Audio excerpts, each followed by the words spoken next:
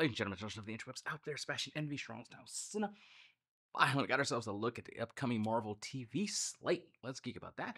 More scan a few minutes. Now, the trailer dropped, I think, sometime last night online on socials, and then I'd seen it on YouTube, on Marvel's YouTube this morning, and gave us a look at several upcoming projects.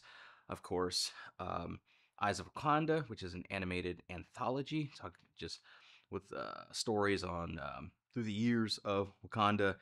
Wonder Man, which not super enthused about. That's gonna be under the Marvel Spotlight banner, which is more of like a kind of a character focus, sort of a lower key type of of of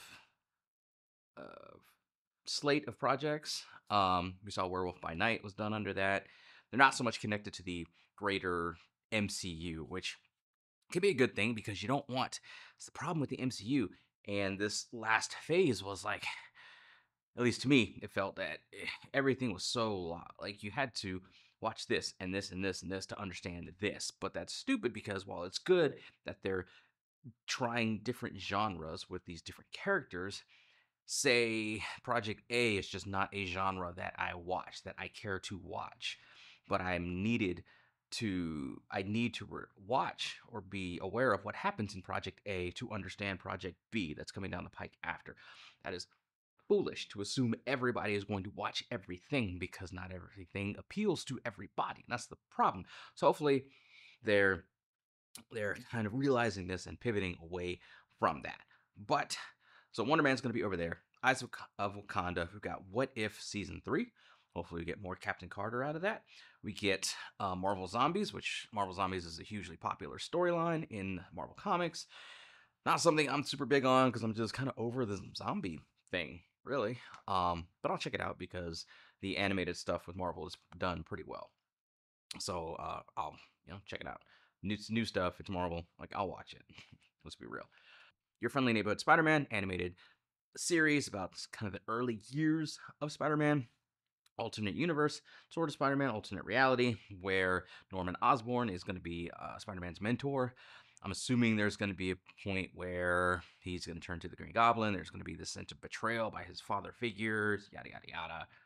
Or maybe Harry is the Green Goblin in it, or somebody else is the Green Goblin. Who knows? There's going to be a Goblin at some point. You just know it. I'd really actually like to be wrong about that, and for there not to be a Green Goblin at all. But I think there probably will be. We got to look at Ironheart, which coming out of Black Panther, Wakanda Forever, I was not super enthralled, interested with what they were going to do with Riri Williams in the context of the MCU. And Ironheart, still kind of not. We've seen a look at her in her early suit. We've seen a look at the Hood. We know he's kind of a gangster. He got his hands on a mystical hood possessed by an evil demon. In the comics, he kind of struggles with control over it at a certain point. We'll see if that's going to be the case in the series. Kind of funny because I'm reading now in the Marvel Digital app, trying to catch up on lots and lots of Marvel books that I've read and a lot that I haven't read. But I'm reading Avengers Initiative right now, and the Hood is kind of takes up a lot of real estate in a lot of these stories. So I just thought that was kind of funny. And of course, the most singular anticipated Marvel TV project, Daredevil, Born Again. Gotta look at that. Cannot wait for that. Now, there's a lot of issues with how they were originally set the show to be. It was going to be like a courtroom drama, and like Daredevil didn't even appear in costume until like episode 3 or 4, something like that. The executives, like the folks in charge, looked at it and said, "This sucks." They scrapped it. They kept a good amount of footage, but they retooled it, pivoted. They realized this is going to suck, and they're pivoting back to what everybody knows and loves about Daredevil. That has been presented in TV form, which is the Netflix series. I'm not going to use any of the stupid buzzwords that you typically hear, but I use words like visceral, and there's a lot of oomph to the action scenes. There was some concern with Daredevil coming after She-Hulk, although I love She-Hulk with it, and I love how it was just basically the John Byrne run come to life within the confines of the MCU and the narrative structure that they've built there and the world they've built there. But Daredevil in that there's a lot of CG-ness with his action scenes and stuff. So a lot of people, I mean, myself included, were concerned about how the action was going to be in Born Again. We've seen from the teaser, we've heard the words of folks involved with it, cast and crew, that we're going to get that Netflix sort of violent, visceral feel for the action scenes.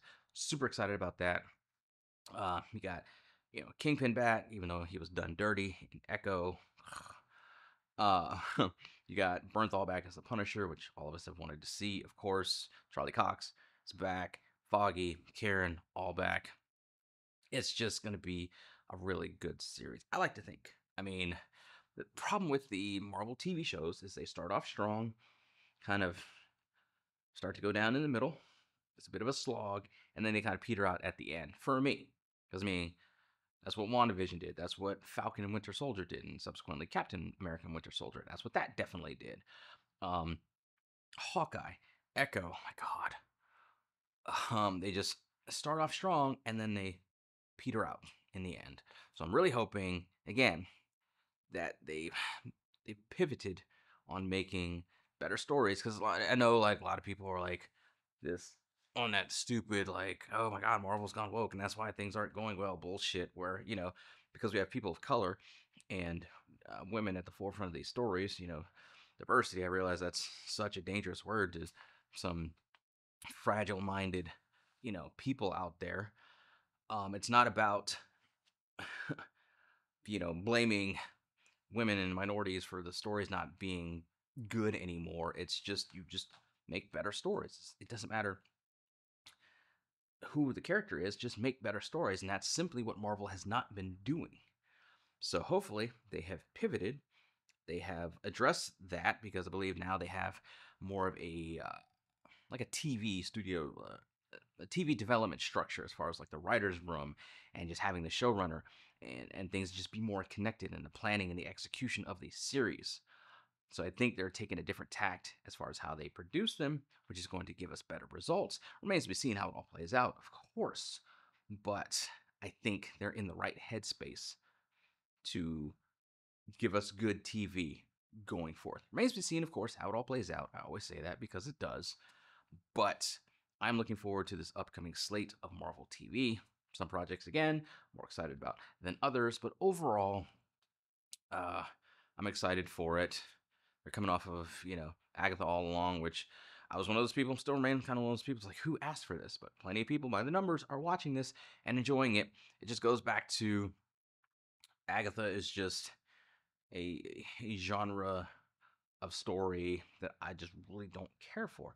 That's okay. There are plenty of people out there that care for it. My only thing is just making sure that they make sure that they just don't make it where you have to watch Project A of this genre that may not appeal to you to understand Project B and C that are coming down the pike. That's where they're going to go wrong. That's, I think, where they failed in this latest phase of movies, and just how bad some of the movies were. But again, the movies were also just kind of bad. So if you just make better movies, because good lord, Eternals sucked, Marvels sucked, Quantumania sucked. So it just stopped making shit that sucks. But remains to be seen how it all plays out. The slate is looking good. Looking forward to, yeah, looking forward to it. For it to drop. Although we have to kind of wait and wait and wait and wait.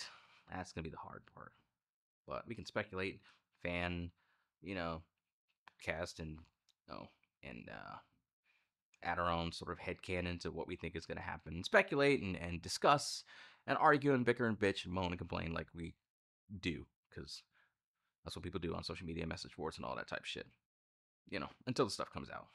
Anyway, those are my thoughts on it. Scattered as they often are. What do you guys out there think? And comments below. Media, something there, something here. Until next time, of course, always let us geek.